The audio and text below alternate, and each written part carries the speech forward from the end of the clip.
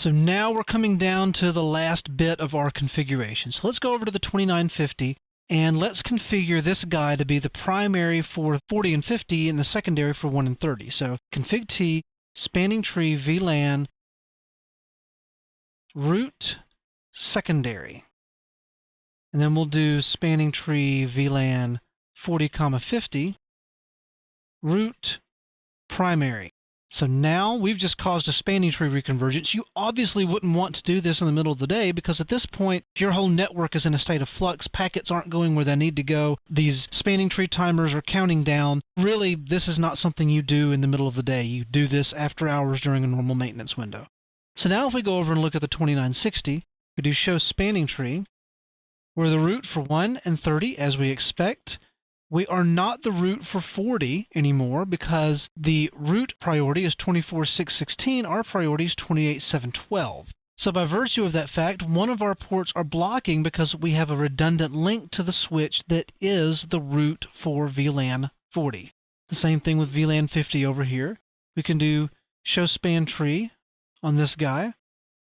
We're not the root for 1. We're not the root for 30. We are the root for 40 and for 50. Poor VLAN breakout switch. If we do show spanning tree brief, we're no longer the root for anything over here. And so we've got a bunch of blocking ports because of those redundant links. So now let's verify how spanning tree works, how effectively and efficiently it's going to reroute traffic in the event of a failure. So the first thing we'll do is we'll verify that for our edge ports that spanning tree port fast is not on by default. So let's do show spanning tree.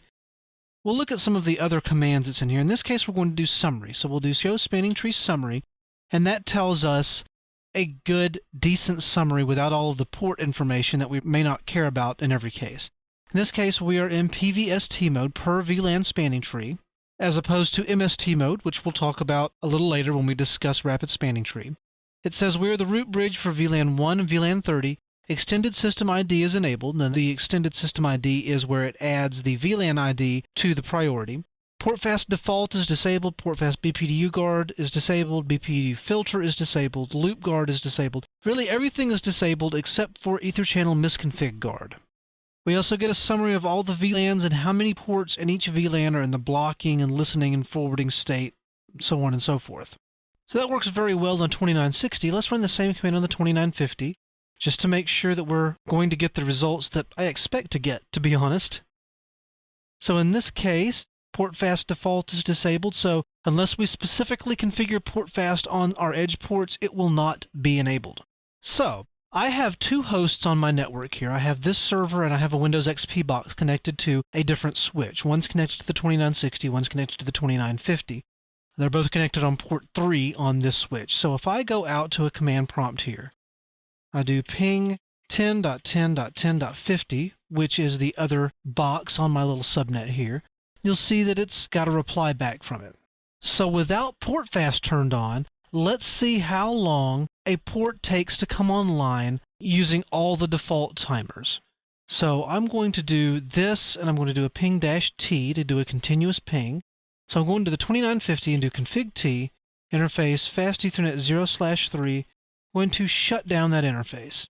You notice that my pings stop because that interface is physically shut down now. It's just like I've unplugged the cable, although I can't unplug the cable because my lab is actually in another room so that all the fans don't get picked up on the microphone. However, by shutting or no shutting the port, I can simulate plugging in this cable very well. So let's do this, and we'll do no shut, and let's see how long it takes this guy to start responding again. So we do no shut. And we'll sit here. There's the interface. It's just come up. So let's sit here, and I'm not going to pause it just so you can see how long it takes by default with non-rapid spanning tree for a port to come online. We're running about 10 seconds so far.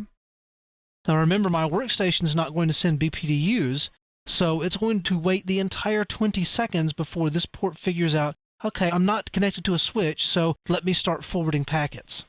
And there we go. You saw it took about 20 seconds from the time I brought the interface up to the time that I started getting packets back from that host. Now, of course, this host is configured with a static IP address, but you can imagine if the network card came up and Windows immediately started asking for a DHCP address, it's not going to get one before Windows times out and stops looking for one.